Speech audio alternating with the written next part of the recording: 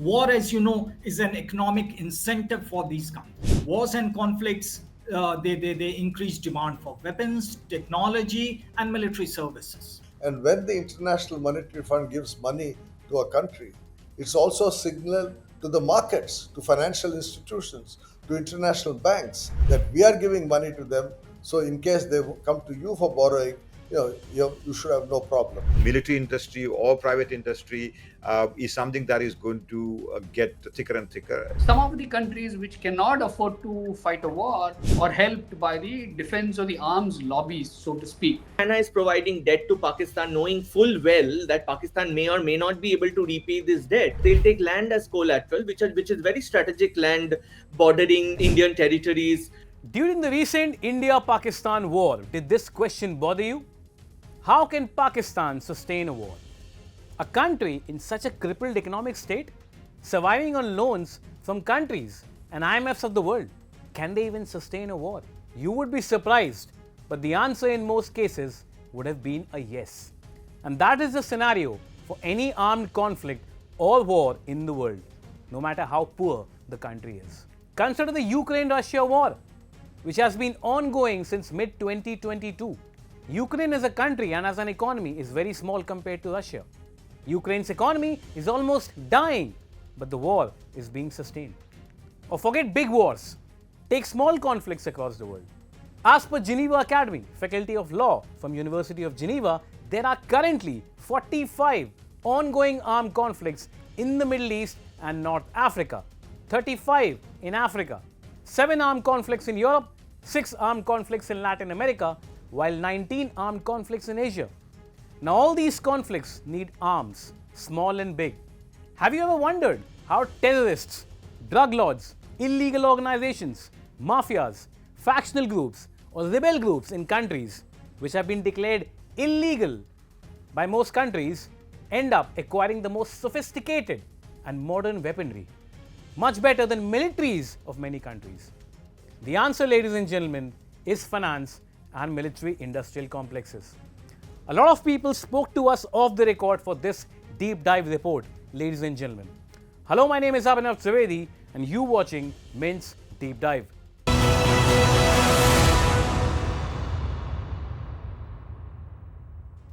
Now let's come back to military-industrial complex. What is a military-industrial complex?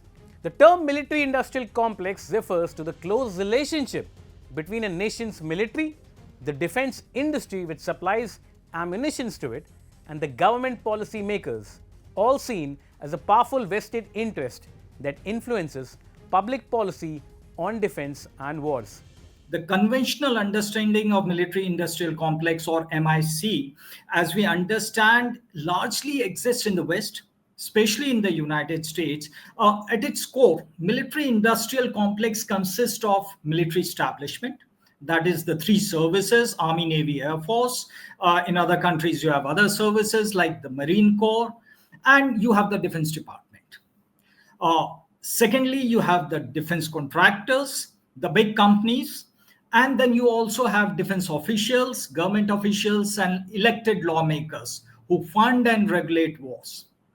So all these three groups, they have their so-called vested interest. You have the military, the services who want the latest technology, weapons. You have defense companies who are interested in profitable contracts. And you also have politicians, the elected lawmakers, who want jobs and votes which come with defense spending.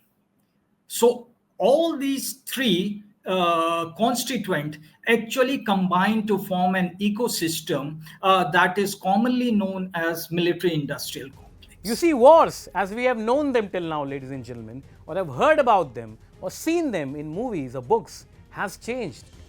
In peacetime, investments are made in weaponry. In wartime, profits are made from the sale of that weaponry, from the use of that weaponry. And I think over the years we have seen, particularly after the Vietnam War, we have seen large numbers of wars around the world where the suppliers are limited. I mean, if you look at the structure of the global defense industry, the suppliers are essentially the United States, Russia, European Union, to a smaller extent, Israel, Japan, and now more recently China. But the users are countries across the world in Latin America, in Africa, in Asia. So the idea that a small group of industries are benefiting from conflicts around the world is an idea who's come to be accepted. Wars today, in this era, is a very lucrative business for weapons manufacturers, for defense contractors, for international financial institutions. And it's very profitable for all of them if wars and conflicts are sustained or prolonged. The complex was initially led after Second World War, largely controlled by the United States and its private defense industry players like the Boeing, Lockheed Martin, General Dynamics, and many others. But now, other big countries, along with their own private sector defense industries, are emerging. These private players, so-called the arms or arsenal producers in the world arena, actually they have their might and to influence all the wars, because the whole world, when you say about money, the whole world revolves around the money, and that is dollar, and that is arms ammunitions, that is technology. I'm not talking about how much rice you have produced and how much dal you have supplied. Basically, the whole world, the most economy boosters, wherever they have earned that money by supplying the arms ammunitions technology to other countries. The companies, the large private contractors, they are, because of their the size and the money that they are able to lobby politicians, elected representatives, which contribute through their political campaigns. They employ retired military officers, and their lobbying can lead to inflated defense budgets even in the peacetime. War, as you know, is an economic incentive for these companies. Wars and conflicts, they increase demand for weapons, technology, and military services. If a large and a powerful company benefits from war, there's a concern that they may influence foreign policies to prolong or promote, even promote wars. So many of these companies hire military and security officials, and then there is also a concern that these officials may create a feedback loop where policy decisions are shaped by the future career prospects and career interest, and not just national security. Any war is viewed by arms suppliers as an opportunity to test technology in real time. No wonder countries like India, which have also been the world's top level importers of arms and ammunitions, now want to export their own weapons, their own defense equipments. Because please understand, ladies and gentlemen, the bigger control one country or their military complex has on the world, the bigger is the power equation. Any war is viewed by arms suppliers as an opportunity to test technology in real time. Hence, when technologies develop, new wars come in handy, like the recent drone fight in case of India-Pakistan. Military-industrial complex of a country, directly or indirectly involved in a war, profits immensely from them. Even capital markets respond to war economy. Sample this recent example. Chinese defense stocks witnessed a sharp decline on Thursday this week, with several names falling up to 4% following the ceasefire between India and Pakistan that eased concerns over a potential escalation. On the other hand, Dassault Aviation, maker of Rafale jets, the share price remained in a positive territory for the third straight session, rising nearly 2% on Thursday. You see, this fluctuation in the share price of the Chinese companies and the French company happened because India and Pakistan were using arms from different military industrial complexes. The turbulence of shares was the result of the performance of the ammunitions on ground. Shares of defense companies whose arms are deployed in conflicts or wars usually surge or fall depending on their performances during the war. As per observers of the defense industry, military industrial complexes across the world have become so influential, so powerful, that they can prolong or indirectly influence the war politically and economically. But how does a country which is poor afford to buy weapons? You might wonder. The answer is debt. All countries pay for war through debt, the eventual burden of which falls on people, common citizens, the middle class. Sample this: the US war in Afghanistan, which lasted for 21 years, cost taxpayers over $2.3 trillion. This figure includes interest payments, which is even being collected right now as we speak by the US government from its taxpayers. As per a report by Pakistani newspaper Dawn, China till now has loaned almost $29 billion to Pakistan. Not only that, the recent IMF loan to Pakistan in the midst of the war with India was a subtle signal to the capital markets. What we also see is the use of organized funding. For example, in the same week that Pakistan was engaged in a conflict with India, the International Monetary Fund sanctioned over $1 billion of loan to Pakistan.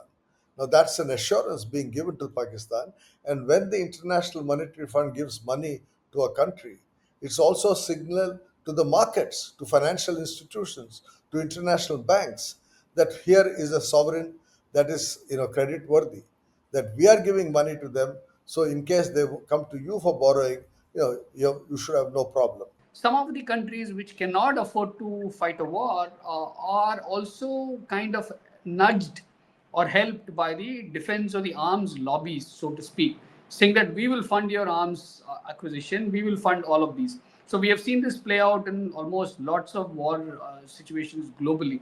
Somalia, somebody is actually paying for a lot of those feuding tribes, feuding governments.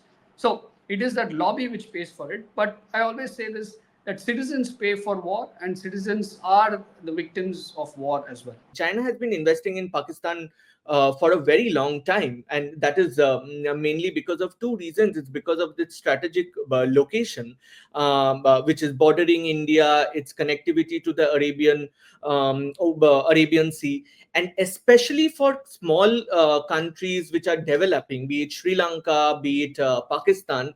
Now these the debt to these countries is important in the sense that the collateral which is given for the debt, which is guaranteed against these debt, is very useful to the countries that are providing the debt.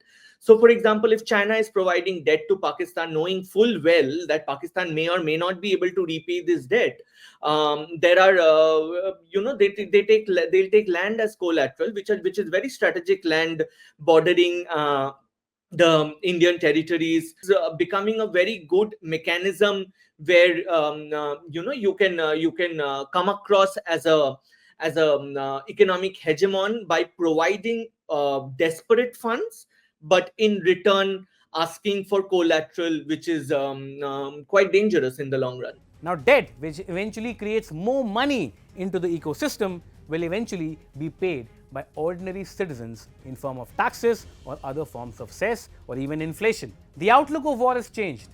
The future, according to experts, will be cyber warfare, drone warfare, and whatnot. On the one hand, you have now the privatization of security or privatization of defense in some ways, right? I mean, there are lots of countries that don't want to, have their soldiers, step into a conflict zone. So they will hire private security forces, and these private security forces are clearly former military officials and soldiers, and they're willing to sort of expend their human and other resources in service of a particular country. So I think that is one sort of direction that we are likely to see going forward. The other is private entities involving themselves in wars and conflicts. Take the example of Elon Musk and his sort of systems that were deployed in Ukraine against the Russians, right? I mean, a lot of the intelligence, aerial intelligence that the Ukrainians received during the time when the Ukrainians and the Russians the Ukrainians were getting help from the United States